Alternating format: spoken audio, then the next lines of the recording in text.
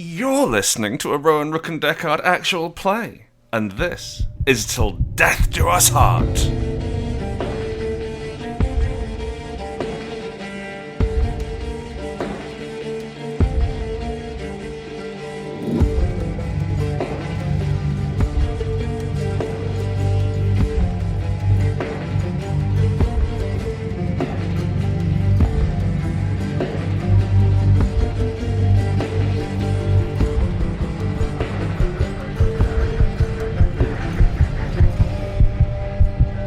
Good evening, fellow travellers.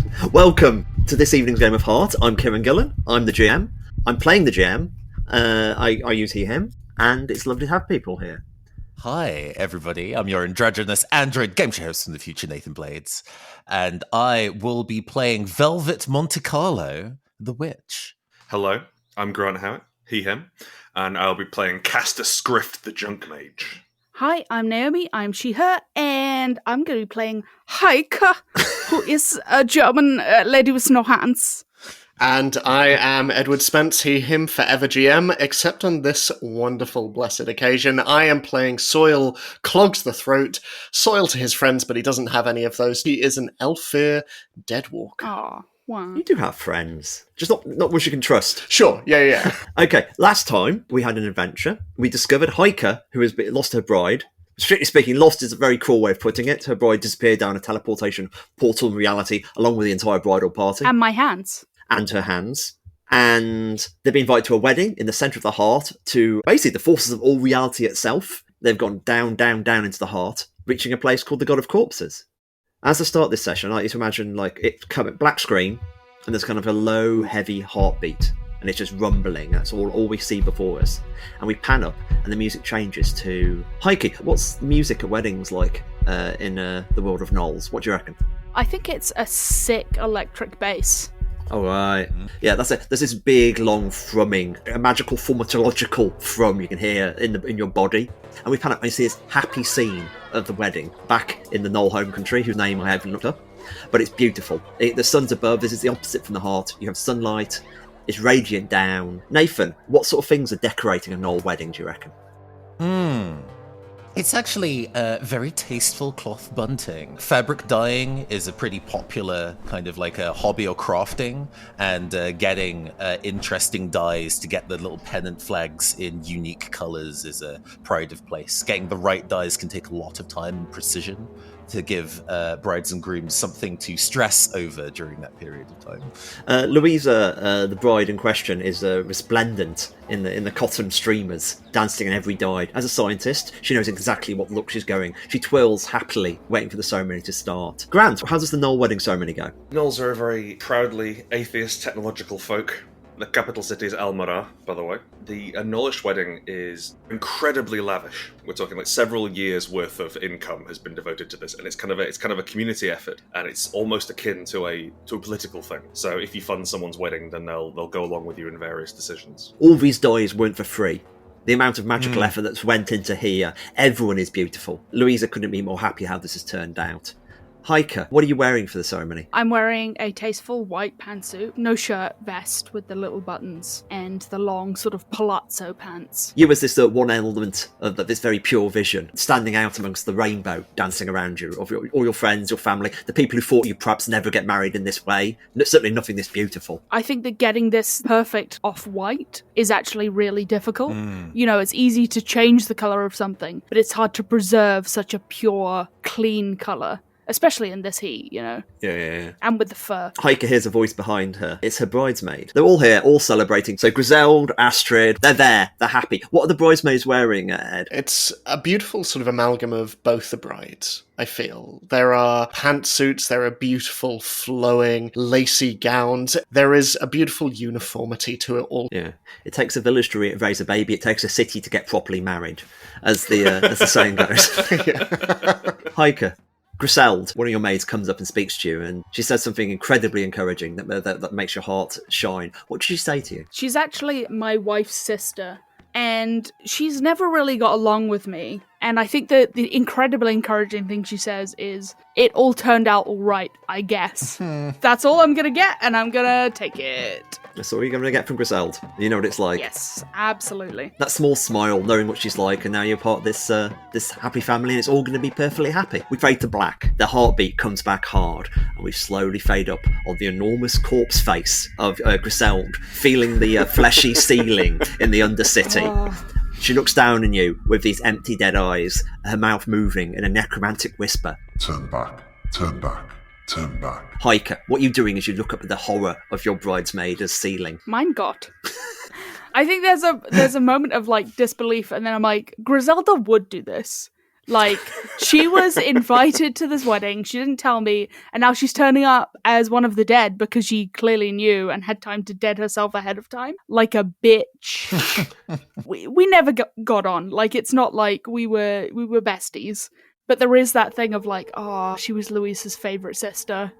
And I still think things are going to work out with Louisa.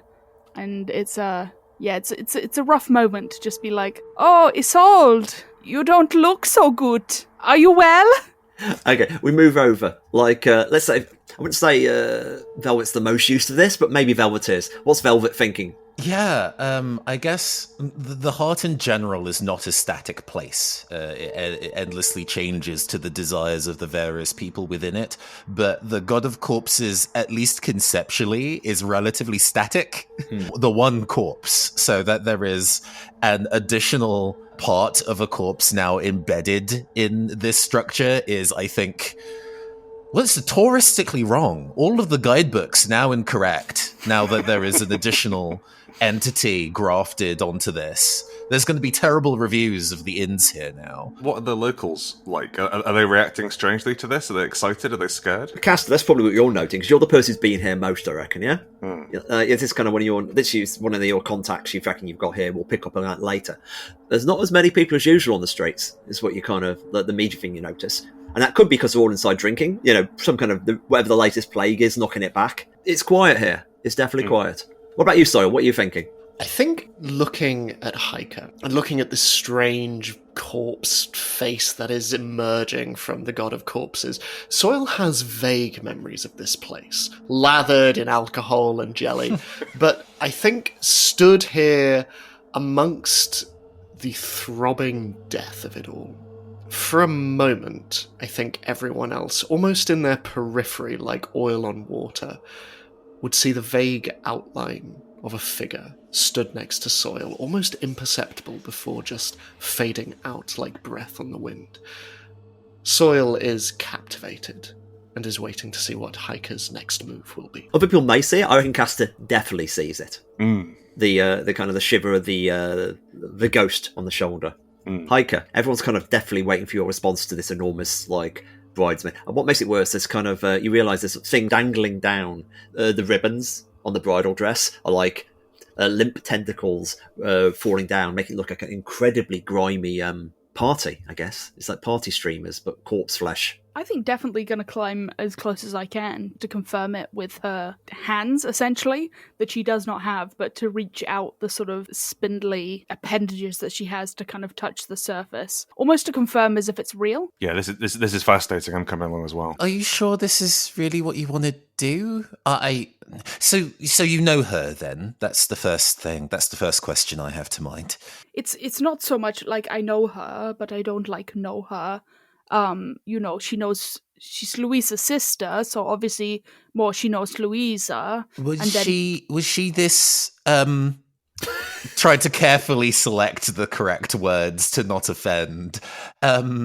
Extensive when you saw her last? No, but I did see her like before the reception. So I don't know what happened like at the reception. Yeah, I mean, if you really want to investigate, it's fine. It's just that hopefully whatever, considering the nature of where we are right now, hopefully whatever's got her in her current state isn't like, contagious on contact. You know what I mean? Yeah, I think whatever we do about this, we're going to have to be quite careful because we are technically in a god now. And I think anyone who lives here and worships the god might be pissed off there's something else is here, and if it keeps using your name, Right. that might also be a problem. Okay, that, you know what, that's so like... Always about the drama. Well, no, it's like Louisa's sister is always like, you know, I'll do whatever Louisa is going to do, but then she does it like not good. So I just, you know, listen, Heike puts her hands up and she's like, okay, I'm taking a minute, but like, okay, I know you didn't like sign up for this, but like I would, you know, we're going to a wedding. It's not like if Isolde isn't there, it's not a big deal to me, but I think it will be a big deal to Louisa. It's like if I want this to work out, goodwill can only go so far, you know. We have to bring her? I think at least like being like, oh, we saw her and we invited her and she didn't want to come. Like that's not on me then. That's between them, you know. But like if we saw her but we didn't say anything, then like that starts a problem. And then they'll be like, oh, why didn't you bring my sister? And it's like, well, I saw her, but she was like attached to a big flesh wall. And then Louisa's like, well, you didn't even try then, did you? It's important to be transparent and grown up about this sort of thing. Yeah. It's like a slow glance upwards in this cavernous space to the head of this maid of honor. Is the head doing anything? The corpses do many things, and speaking isn't usually one of them. So that its mouthing turned back is premium level weird shit. Yeah. If you get me up there, I might be able to have a word. Oh, sounds like a capital idea, sir. I'm going to give Soil a leg up onto a nearby outcropping. It's like a house that's been carved out of a huge knee, and like hopping him up under there. I'm absolutely the worst person to do this. I have the lowest physical strength of anyone in the group. I'll make it more difficult, if anything. But I will give him a leg up. Can I cast a spell to assist with this? Oh, please do. I would definitely encourage that. I was going to use like my beeness, my be like not anti-chaos. Your beeness. Your what now? Sorry? My beeness. Your penis. I'm straight joking it, and by joking it, I mean my penis. That's good. The ability to turn chaos into order to allow us to have essentially a set of steps. Oh, you have like third person shooter vision, so you see all the yellow bits of the wall. Yes. I would imagine like actually bees clustering on each step you have to go on. Oh. So everywhere you go, you've got to step, and the bees move out the way. Yeah. Okay, that's much better than the alternative. Patronizing, like, yes, I know that's where I'm supposed to go, so you don't need to tell me. They're just trying to help. Just like those yellow steps buzzing, just as I ascend Heike's Venus up to the ceiling. It's not the first time this has happened. We've all been here. Soil, you managed to get yourself on top of this enormous knee thing and starting to kind of climb up. So you're dangling there next to one of the enormous dangly threads of flesh dangling down. You got about 10 feet long, so you can climb up if you want to try that. You know when cats climb curtains? Oh, sure. That's kind of what's happening, because it's slightly soft, so your fingers can sink into the stream of flesh. And you're climbing, managing up. You know, this is actually less unpleasant than the sphincter that we had to go through on the way here, so I'm going to consider that a win. You're actually clambering up to the enormous face. A few people have started looking out the windows from their kind of bubo hovels. In my head, it's like the idea of pustules that go on the body of God, and they kind of prop up the pustules and clean them out, and now they're inside the pustules. Like an igloo. Yeah, like igloos, exactly the image. Igloos made of boiled skin of God. I hope that you're not listening while you're eating. It's all right. We've cleaned out all the stuff inside the boil, so it's a fine, comfy home now. Made of skin. Mm-hmm. As Soil and Castor walk up Batman 66 style past all of these windows, I think Soil's just going to turn back. These locals, I don't remember much from when we were last here, but do you believe they might be a problem? Absolutely, sir. Yes, they're a vicious lot, zealous, hate heretics, and I think they all believe everyone else is a heretic. And a lot of them are addled out their mind and all kinds of god diseases. So yeah, I suspect the appearance of a brand new face in the middle of their god might really piss them off. So, good evening, I say to someone. I'm wearing a hat, by the way. Good evening. Hello. Just checking out the big face in your roof. Shan't be a problem. Are you a prophet? They shout after you. Sure. Mouthing, like Velvet's mouth. No, nope. What was the answer, by the way, that most of us loudly came back? Me and Nathan very quickly worked out the idea was no, don't establish yourself as a prophet. But Heike very quickly leapt in there with some prophet. You hear a shout from inside the bubo. They've got a prophet! We got a prophet! Oh, it's the third one this week! We're lousy with profits down here. What happened to the last one? Yeah, there's lots of noise from inside. Someone's starting to bang a drum. If you hope it's a drum. Oh, Jesus Christ. Climb faster, everybody. There's a small festival of people gathering at the base, getting out tambourines and stuff. Yeah. There is that kind of vibe, and some of them are starting to hit the other ones. If I fall, Castor, you will place yourself underneath my prone body, won't you? Absolutely not, sir. On you go. Wonderful. Reaching out a single index finger very precariously, Soil is just simply going to rest it upon the forehead of this creature and is going to cast Last Rites, so I can touch the brow of a recently dead person and ask their spirit a single question. Could you explain for the benefit of the readers how does Last Rites work, Soil? Just pressing the fingernail slightly too far against the forehead, so much so that you swear you feel a little exhale of air and a small bit of blood just dropping down on Soil's golden lower jaw. You watch as the flesh seems to almost merge with the end of Soil's index finger. Soil's eyes just roll back in his head underneath this golden mask, and gazing back at you, Heike. You have one question. Use it wisely. Oh, shit. What has happened to Louisa? You just watch as, sort of flickering, almost like moving through a Rolodex, Soil's eyes just...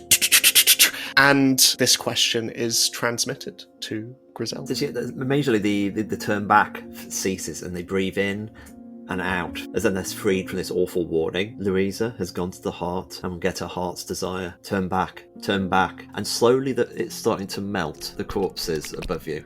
Chunks are starting to fall off. Okay, this is, well, it was pretty unsafe to begin with, but this is, Can you hold onto my coat, please, Velvet? I sort of hand you my tattered coattails. Yeah, like, if this wasn't, like, a terrible material to be hanging from, it would almost look like an aerial silk display as she entwines it around one hand and with her free hand reaches down and grabs your coat. I'm going to try and reach out as far as I can and grab Soil, because he is technically paying my wages. As you all start to panic, you're going down. It sounded to you, that question, Heike, your heart's desire. Velvet, you heard it because, of course, it's very specific language of the heart they're speaking. It doesn't sound like it's a love word, it's like it's a want word. The denizens of the heart have over 100 words for tragic ambition. Yeah.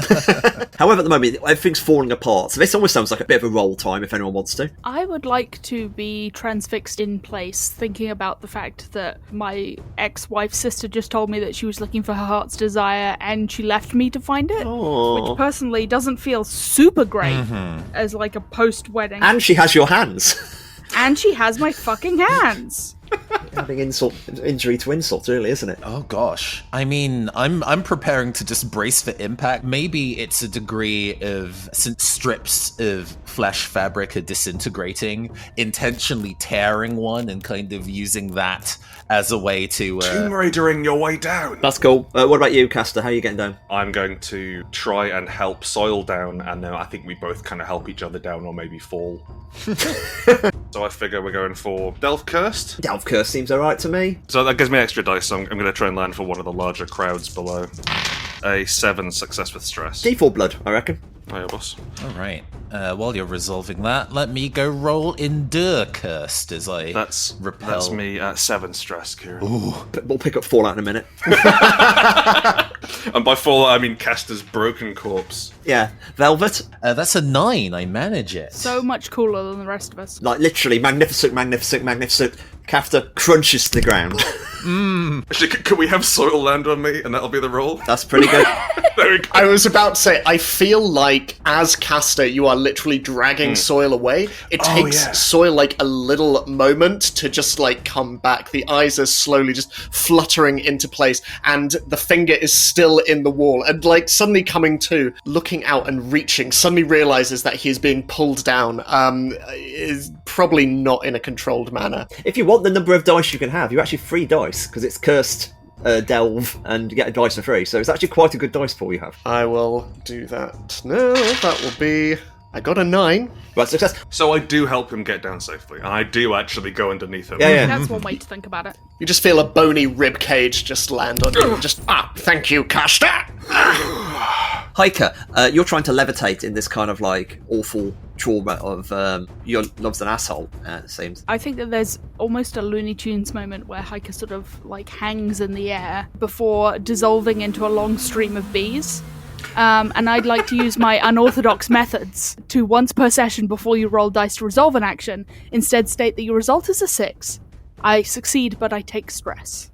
Excellent. It's a D4 stress to mind. Cool beans. And tell me your total stress for mind. 4. Good news for both Castor and Heike is that you both managed to you get to clear your stress meters. What's the bad news, boss? The bad news, the way the game works, listeners, is whenever you take stress, I roll the dice, and if it's beneath the stress, they get some fallout, turning the potential stress into actual physical or mental or spiritual harm. Basically, you hit the ground, get up, and there's like, you look like you're fine, everyone says you're fine, then you lower your hand, and bloody, like, mangly mess. Any interaction you have with people, like, it's risky. Oh. Good. Which is obviously a great thing to happen, for example, in the middle of a social situation. Heike, now I look at the awesome mind fallouts. I'm going to pick fascination for you. Okay. You're obsessed with a strange topic. You want to see what's inside these enormous corpse things. Yeah, that's fair. You gathered around, and they're sort of this confused chanting, and they're like, "Profit, profit, profit." Open the corpse! Oh, you heard the bees? So I think probably it's a good time to just hard cut to in the corpse bar where you're trying to get your head back together and work out what the fuck's going on next. No, I want to, as a prophet, I want to compel these people to open the corpse. You said I'm fascinated with the inside of a corpse. There's a giant corpse right here. Does that happen through the window as we're all sat at the bar? And we see like a swarm of bees going into a corpse. I'm going to cut between these two equally important like scenes of like equal the same. So everyone sips their drink. Whilst Heike, I want you to think about what's the best corpse boring material you can assemble from this thing. Peasants. Demand them to bore into it for you. Okay, wow. Excuse me, I have intoxicant. I can make pheromones to compel people to do shit. Just once per session. I have to talk to them for 5 minutes. You must be the famed Godslayer who's come at last. Castor, like in the bar, what was your plan to get the aortic dragon? I'm going to eat the heart for personal reasons. And then we're going to take the enormous steam train looking head as our wedding tribute, which will hopefully smooth over the fact that we didn't get a +1 and there's +3 of us. And I'm pretty sure the bride wants to kill Heike. You don't know that? Just in the middle distance. It's not that I disagree with the idea of not. I think we should bring a wedding favour. I do agree with you there. It's just, it doesn't sound like an especially traditional wedding gift. I don't think this is going to be especially fucking traditional wedding, though. Granted, I haven't been to that many Knoll weddings, but I do know that their technology level's pretty interesting. So maybe they're like looking for a dishwasher or like a self-motorized vacuum cleaner. The head of a train dragon. I mean, I guess it's partially, like, automated, I guess. It was... What powers the train dragon? Hate! That is a renewable energy source. I do respect that. Well, you see, they might be very interested, because I theorize there's something quite close to the Knoll's source. The, thrumming, intoxicating hum that lies beneath their capital city and their god pyramid. And I think that source of eternal energy might be what the Vermissian tapped into. Velvet looks at you pretty earnestly. Castor, is this what you really want? Like, specifically, is getting the heart of the dragon? The heart is secondary, dear Velvet. What I need... Don't bullshit me. Just tell me what you need. I need to get to the greatest party the world has ever seen in middle of the fucking heart. And we have an invite to get there. But it is not going to be clean or easy. We will need power to get down there. We can't just walk into the heart itself without being torn asunder. No, I understand. It's just... So, I can only really help if it's something you truly want. I am supposed to be making wishes come true, you know what I mean? Hey, Velvet. You're not at work all the time, are you? Why didn't you do something you want to do? She looks out the window at the excavation process. There's an enormous boring thing happening. There's like about 20 of Dark Elves gathered around an enormous tibia. You presume it's a tibia, it could be anything. Are now bashing it into the wall under the direction of Heike. It's sometimes I have a feeling about what I want does not necessarily matter as much as I'd like, but it makes me happy to see other people happy, I guess. So Well, wonderful. I'm fucking ecstatic. Now, I need to find my contact here. And Kieron, I need to make an entrance which counts as a risky action to hit my beat. And any social interaction I make because of my fucked up grill is risky. I can't believe you're power gaming your face being smashed, but I love it. We'll pause for a second here before you find, because I want to hit Searle, actually. Searle, what are you thinking about all of this? I think Searle has been watching Heike, just allowing Velvet and Castor to talk. I think heads on out of the bar towards Heike and just stands next to her, sort of awkwardly rocking backward and forward. So, how are you? I'm like investigating a giant corpse, and that's like fine. No, I'm like it's fine. I had cold feet too, and I like got over it. But I did like put a lot of stock in this relationship, and maybe it's just like Griselda, it's her problem. But no, I'm like fine. It's fine. Are you bees while this is happening? Yeah, hundreds of bees. Okay, cool, yeah. There's like one bee in his ear. No, it's fine. Yeah, I've put a lot into this relationship. Searle just waves a couple away. Are the bees giving a subtextual different thing than what you're actually saying? It's like bee body language, like the idea that for sure. Your bees are saying a different story, which is slightly the bees sadder. are all like shaking their heads like, no, it's not good. A very defensive waggle dance. Searle looks at all of the bees and just kind of gives a little kind of, yeah, I get it nod, and just turning back into the middle of this sort of hiving mass, I think, just, so you're still intent on delving deeper, then?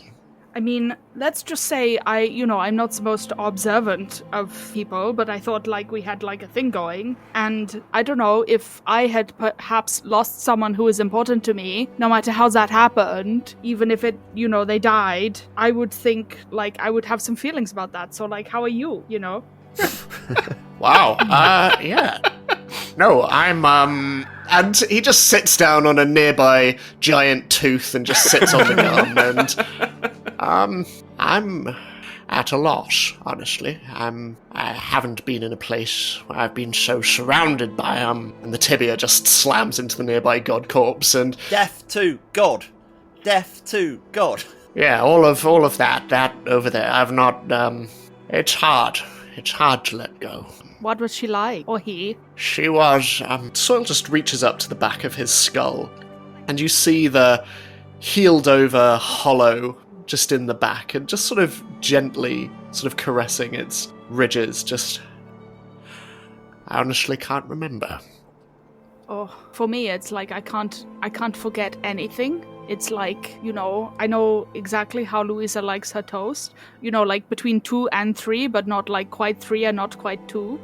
And the orange juice, she likes it diluted by like 1/4. And, I have I know all these things. And it's like, what am I going to use that for, And it's like my brain is full of stuff. So I don't know if that's better. Well, if you ever need to unload any of that stuff, and he just knocks his head, I've got plenty of space rattling around. Yeah, it's and I put like a little hand on your bony arm. Anyway, I'm going to like rip the liver out of this. Do you want in or like no? Yeah, fuck it, why not? And just stands up and begins to make his way. When in Rome. Rolling up invisible sleeves. You're starting to bash your way through the hole in this thing. Splosh through the wall, and there's like enormous fluids rush out on the floor. There's cheering around the actual anti-god cultists. You see the liver in there, and then the liver has been shaped like a throne in the wall. And sitting on the liver, there's this tiny ice statue that makes a weird creaking, keening noise. Like a marionette, but made of ice. Cool, I'm going to immediately touch that. It immediately wraps around your hand. Imagine like a tiny little monkey baby grabbing hold of your finger, and it looks like Griselda. I have the resource called Monkey Finger Ice Griselda. Cool. Tiny ice grizzled. That's like D8 cursed. No shit. While you're there in this kind of weird celebration, there's a sympathetic magic going on between this thing that's been embedded here and the death of the larger thing, but it does mean it's actually dying now. Searle, there's an interesting opportunity for you happening here, in that you kind of realise that if this bit of the god is dying, you can actually observe something genuinely passing between life and death on a much larger and slower scale. so it's entirely possible you might learn about it if you really got to examine it inside. At which point, cultists were approaching, shouting, "Life to God! Life to God!" Full-on cult gang wars started, and people are trying to basically drag all the other cults away to stop interfering with the corpse of God. So we've been drinking while this has all been happening, and I really like the tension on your character, Nathan, about the idea of not getting to do what she wants. I think that's something quite fun there. What does Velvet drink? The colour is not pleasant, but I think just because of the nature of what Velvet is, almost like you would be rolling up your sleeves, she pulls back a small part of the skin on her forearm, and this, like, the smell of peppermint and slightly burning caramel when she transforms into her true form is kind of filling the space and masking the smell of the thing she has to drink. It's fine. It's strangely less perilous than hanging from a flesh fabric in the ceiling, so this is preferable. Yeah. Mildly. Share a drink, have a chat. This is a wretched existence we found ourselves trapped in. None of us chose to come into this, and none of us are gonna get out intact. I mean, look at us. My nose is fucked up. Soul's jaw fell off, we can't find it anywhere. Heike's lost both of her hands. You're the only... Well, I think you're mostly crystal inside, aren't you? Yeah. Something like that. It's just, Why do you want to spend your whole life helping other people when you could have a good time? I didn't have a fucking choice, Castor. Or rather, when my folks asked if I wanted to, join what they said was the family business and spend our lives helping other people and making the community better, I was like, yes, absolutely. Helping people is a good thing to do. The only thing is, the wider implications of that is hard to process when you're like 10, so I signed up for something a little bit more complicated than I understood, and by that point, So you're telling me you got into the family business and now you don't like it? Join the fucking club! I'm supposed to be an accountant! I was about to say, you do this for a living? She says, pointing to your horror of a nose currently. Yes! I like to imagine that, like, rather than just letting it bleed all the way, I've got, like, a really sort of manky bandage pulling it tight across my face, and, like, the last clean bandage in the God of Corpses was used 10 years ago on, like, Christmas, or whatever they have instead of Christmas. So this has very much been a reused bandage, and so, like, there's all sorts of formaldehyde that we're drinking is seeping up my moustache into my nose holes. It's sore. I'm not doing this for a living. I'm doing this the best death one could ever have. Now, I'm sure you'll leave a beautiful corpse, but don't you want to have a good time while you're there? Don't you want to disappoint your parents? At least until I see otherwise, disappointing my family would be making people miserable. I'm not quite there yet, I guess. I really don't want to be in a position where that's like the best solution for me, I want to try it at least. I'm going to lean in close and wave my hand over Velvet's head. And, like, gotta say, if I didn't have this monumentally fucked up grill, it might be kind of sexy and intimate, but I'm really mangled. Can't see any strings on you. They're not pulling them. Why not do something a bit dangerous, eh? I'll stand up and walk out of the bar towards the group of people who are about to fight my friends who are excavating a corpse. And then I'm going to make a risky action check to try and calm the crowd down. You're going to compel it down? Yeah. I don't have compel. I've got Haven, though, so that's something. Doubly risky. 2 dice. And I'm going to help him? I will help. I desperately, immediately after you storm out, say, oh god, no. How does the witch help? Okay, maybe it's inadvertent, but you know how when we tried to navigate the space in talking to the sphincter that let us through, it had heard of me, which caught Velvet by surprise. I think in trying to just be present as a entourage to Castor, there is a degree of they're traveling together. I see that's going on. I quite like the idea that you're using compel by standing behind me and being mildly threatening. Yeah. There's on the cusp of Velvet changing into the true form. If it goes that bad. But I guess this is helping. You can have the additional D10 of my compel to assist your Haven. Roll them. Oh, it's a 7, so success with stress. I walk up. Gentlemen, ladies, faithful, there's no need for another fucking schism, is there? You schismed last time I was here. Listen, how about everyone just gives up on the whole god thing for the night? Join me back in the corpse god for a drink, eh? And just let them sort it out. Everyone's like, we like schism! We've only got schism! Mum said we could do a schism! We didn't have a schism since Tuesday! Don't know what kind of stress that is, probably for Supplies. Oh my god, I have to buy them all a fucking drink. Yeah, you've literally just said you're going to buy them a drink. Oh no, drinks on me, lads. Yeah, sure, okay. This is the first time we stress supplies, which is like, to the listeners, it's like, I said, there's 5 of them, and this is supplies basically how much shit you have. So I reckon it's D6 stress supplies. We're normally D4 here, but there's a lot of them. Since I assisted and it was a mixed success, do I also... Yeah, we both take 6 stress. Okay. So both take D6 stress to... It's 6 for me. Oh, wow. That's 2 supply stress, so not so bad. Good news for Grant again. You can get to clear your stress. Oh no. I've got 2 guns. Great. You're out of ammo. Oh, okay. You've got 1 shot left, but this would be a good time to we'll sort of segue to how people clear minor abilities and stuff like that. The things calm down. There's a large mob of people. Castor and Velvet are leading people in of various cultist stripes, and the schism is being healed in the traditional way of the God of Corpses of heavy drinking. Mm-hmm. We'll go back to Searle. Where are you now? Do you follow them? I think as Castor was leading this once angry mob away, one of the life to God individuals just feels a hand upon his shoulder and, how would you like to see a god? Yeah. Yes? Well, come along then. And he just holds out a hand for this guy to take, I guess. Yeah. This slightly excitable, naive cultist. He's got one of the 7 plagues. You presume it's one involving buboes. Cool. Soil takes his hand and it sort of like pops a little bit under the grip and just, all right, come along. Touching him feels a little like bubble wrap. Nasty. That's nasty. Soil just takes both of them and just... Yeah. As they just walk over. You're local, yes? Yes. Yes? Oh, good. I'm so glad.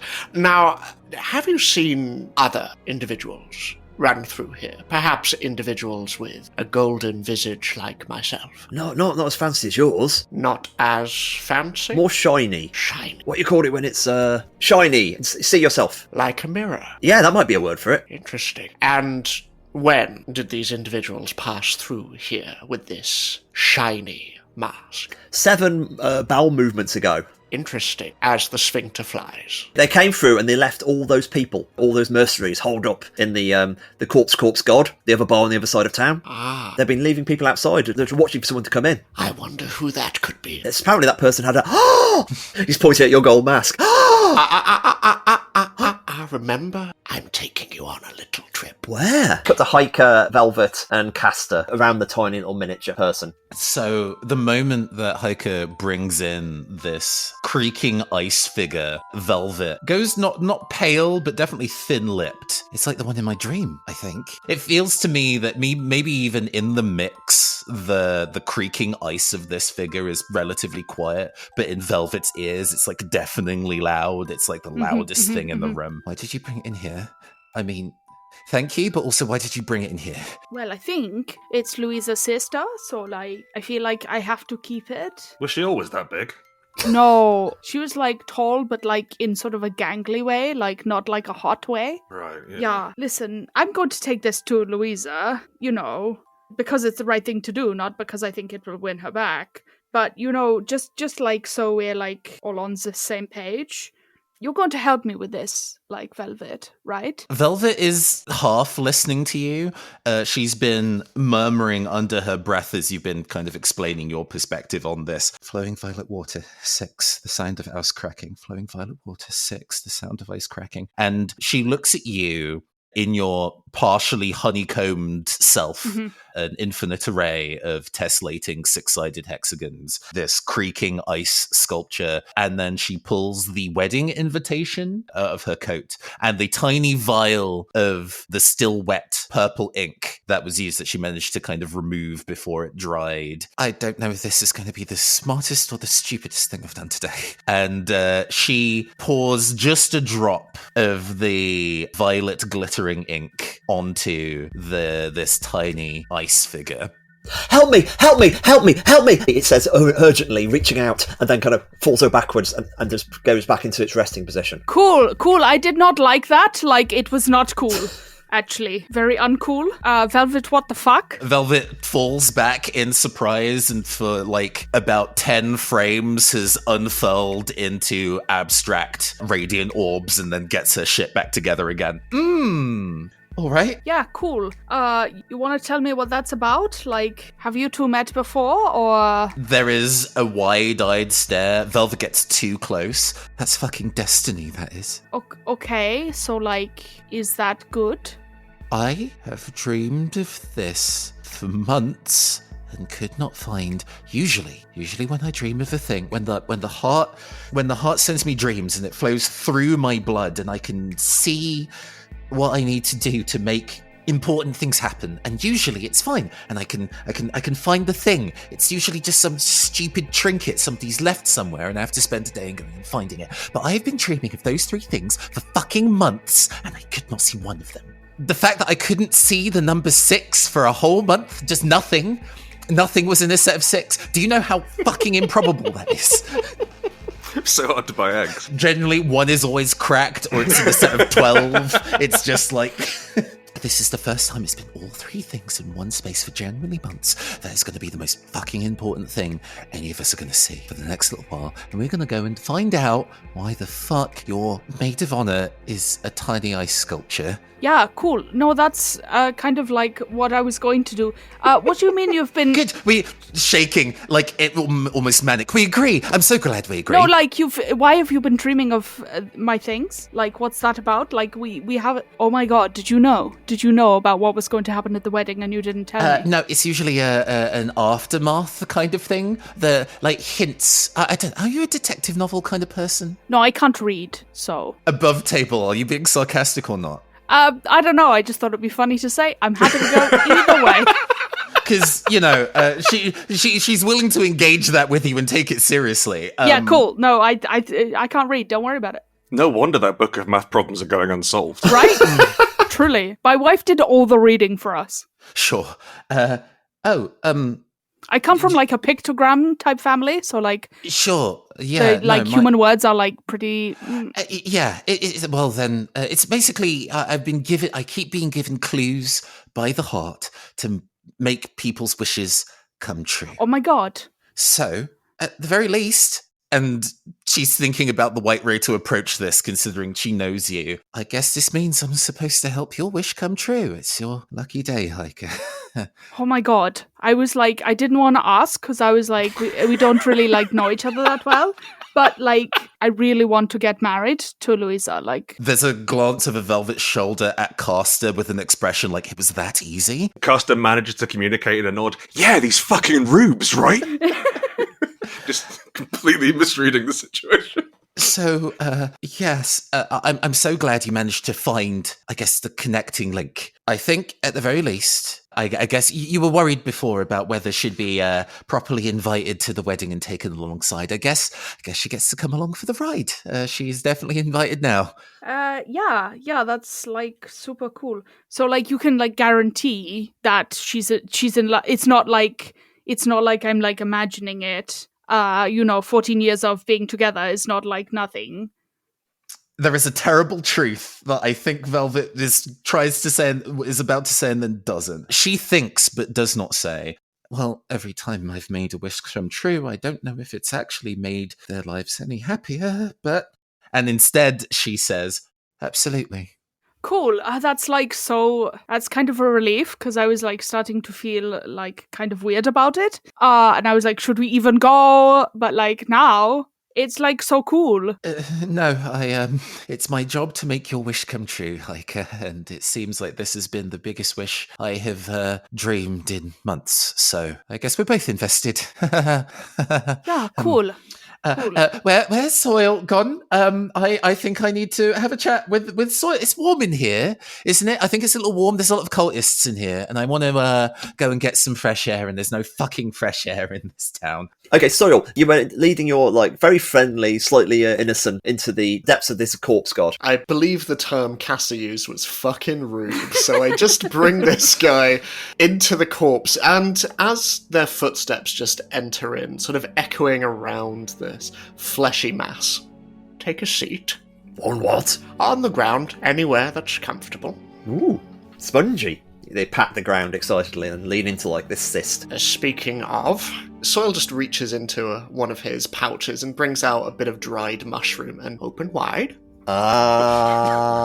He just does it. Oh no. There we are. And swallow. Have you ever died? Don't think so. No, I wouldn't recommend it. Soil pops his golden jaw open and just places a mushroom upon his tongue and then just clicks it back into place. This is the most pleasant bit. Take 2 coins and place them over your eyes. Puts them over his eyes, a bit bewildered by this. He's been in some weird cults. So this is pretty much part of a course in some ways. Oh, it's a cult. Now, in a moment, we are going to step sideways into a very exciting place I like to call the Grey. Do you know what the Grey is? My mate Tommy, he's got, grey skin. You're going to go inside Tommy? Yes, I suppose in a sense, yes. Why is it always the fucking... It's alright, and just sits down in front of this guy and... Take my hands. He takes your hands. And release. And I am going to make an Enter the Grey check. I roll Delve and Religion to step sideways into the grave, and I can bring anyone into this space. That's fantastic. Let's see what happens. Reality. 8.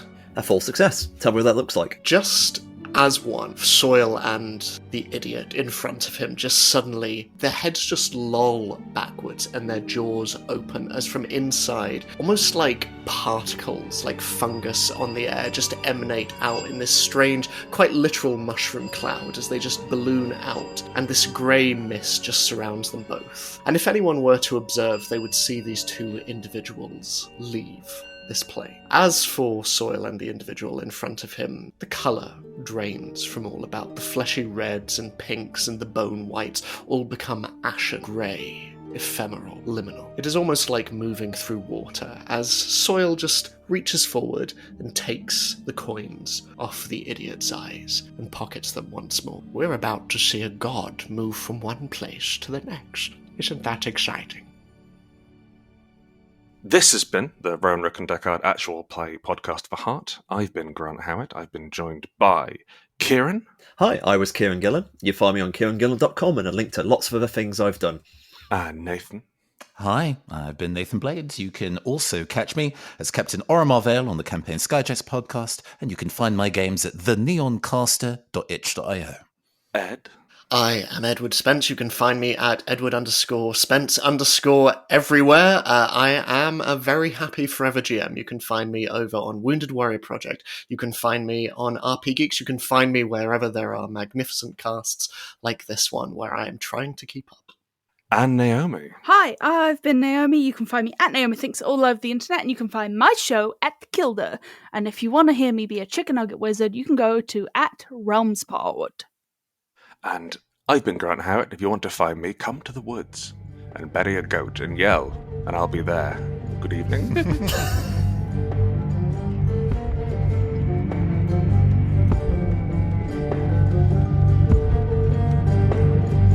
Thank you for listening to Till Death Do Us Part, a Rowan Rook and Deckard actual play. This episode was produced by Naomi Clarke, with editing by Maddy, Searle and Oliver Morris. The theme was by Nick Seatman, with additional music by Kai Pritchard. The GM was Kieron Gillen. Soil was played by Ed Spence.